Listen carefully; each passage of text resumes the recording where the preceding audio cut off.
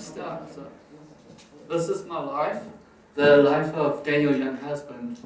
I've had a fortunate life. Yes, I have. I've been fortunate to have amazing supportive parents, family and friends.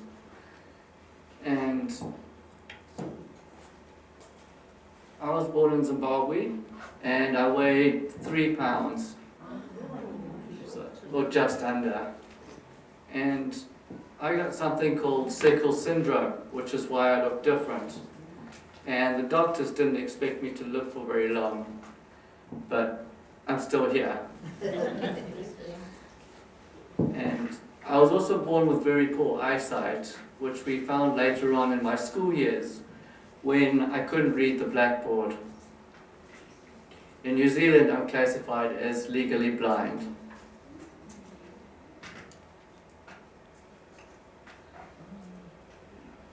Now this is a picture of me running athletics at school, and I always came first from the back. But I got the biggest cheer though. I could do almost everything my brothers could do. But when you have a disability, kids stare and it doesn't feel nice. It makes you angry inside. But what you're born with is what you got. You can't change it. But what you can do is learn to overcome it, as that is the true test of your courage. I was fortunate to go on a ski holiday with my family and some friends, and in Austria. And when we arrived, the first thing we would do was, as we hadn't seen snow before, is we had a big snowball fight. Anyway, we got to the top of the slopes with our skis and things, and my family all wore distinctive jackets so that I could see them. But there's always that one time when I lost sight of my family and ended up skiing another 5Ks. And before I reached a little town, I was totally lost. I had no idea where I was. So I gathered my skis and poles and I wandered around the town trying to find out where I was. And what I realized was I had skied into the wrong country. I was in Switzerland. I had no idea how to get back, and so we didn't have cell phones in those days, so I couldn't call anyone. So I had to start asking people for help, but must have asked 10 people and nobody could speak English. Eventually somebody could understand me and told me to wait here. Didn't say why or what for. I looked around and assumed it must be for a bus. So I did wait, and the bus came along, and I told the bus driver when I saw him where I wanted to go, and he told me, hop on, he'll take me to the right place. Thankfully he could speak English. So I don't even remember paying for the bus when I got off. Anyway, I managed to get this big cable car back up to Austria, to our resort, and then I bumped into my family, and they asked me where I'd been. I said, it had been several hours then. And I told them I went to Switzerland. They just thought I was joking, but they realised I was serious afterwards. And I was quite thankful I made it back, and I think so were they.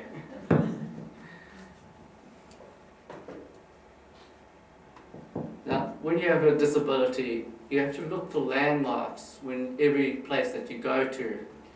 And I was fortunate to go to Mozambique for a beach holiday with the family and friends. And so when we arrived, I would draw a line in the sand from our thatched house to the sea, as all the houses were built the same and looked the same. So after swimming, I could walk back up the beach, find my line, and get back to the correct house. If I couldn't find my line, I would go around the back, find the cars, and come in the back way. I didn't tell my brothers this, they would have drawn lines to every house. You know what that would have turned out like. As for my goals, I wanted to get my driver's license just like my brothers did. And the first chance I got, I jumped straight into the steering wheel, literally. And as we lived on a farm in Africa, I got to drive the tractors as well. But I'll never be able to get my license because of my eyes. And this was the first time that I couldn't do everything my brothers could do now. It was very frustrating, and I was angry at times of why I couldn't do it. But my brothers do let me drive their cars sometimes, off the roads of course.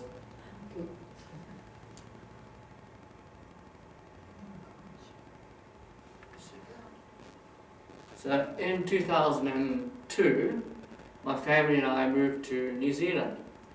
And 6 months after that, I was diagnosed with type 1 diabetes. To make matters worse, I didn't like needles. Anyway, 6 months after that, I did an outdoor education course, and we got to do a tramp to the top of Mount Arthur. Now, when I was diagnosed, I was down to 22 kgs. It wasn't very strong. And I had to learn to control my diabetes with all the exercise. And with this heavy pack that weighed the same amount that I did, we eventually tramped on and climbed to the top. Now, I felt like I was standing on top of the world looking at this view. It was amazing.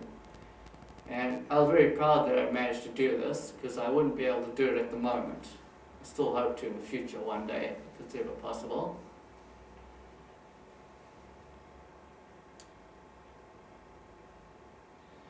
In 2011, I earned my black belt in Sabre Karate. And there are many things I enjoyed about Sabre Karate. Firstly,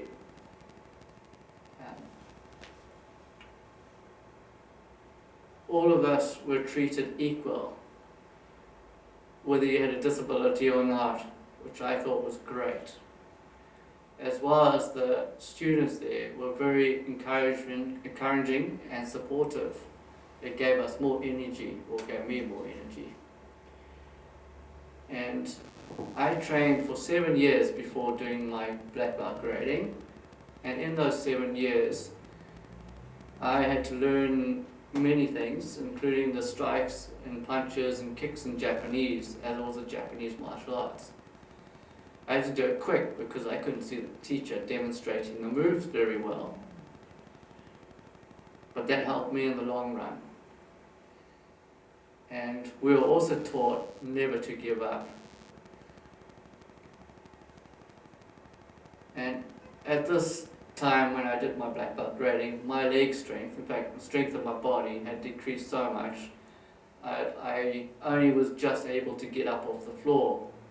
But I persevered and eventually earned my black belt. It was the hardest thing that I'd ever done, and I felt like if I could achieve my black belt, I could do anything I set my mind to.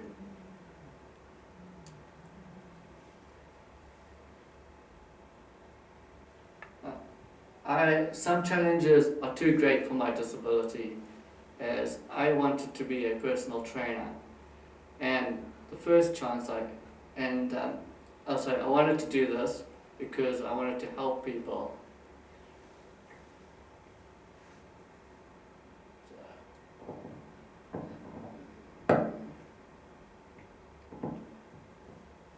So I studied for 3 years and to get my certificate in fitness, and I worked at several different gyms over the next 5 years. But the strength of my body had decreased so much now that I'm using walking sticks to get around. As well as I have a mobility scooter now, which my little dog loves to ride on. Yeah. But unfortunately this career had to come to an end, which was extremely frustrating as I put so much work into it. But as I say, when one door closes, another door opens. And I ended up creating my micro business, which is making power jewelry. And now I've got some help with it, with Julie and Jada, and together we form a great team, and we come up with all different designs, which some of you have seen, some of them up here. So it's been going very well, lately. It's just been a good thing to do on the sidelines, keep me busy. And since then, I've written my autobiography, which my granny got me to do. And I called it "A Man Makes His Own Luck," because you make your own luck in life. So what I've learned along the way is to accept who I am, make the most of my abilities, and I always set my goals ahead because it helps me to move forward in life. So I've worked extremely hard to overcome my challenges, and I've never given up. Now, I've got some books on the table here, and that will conclude my presentation. Thank you very much.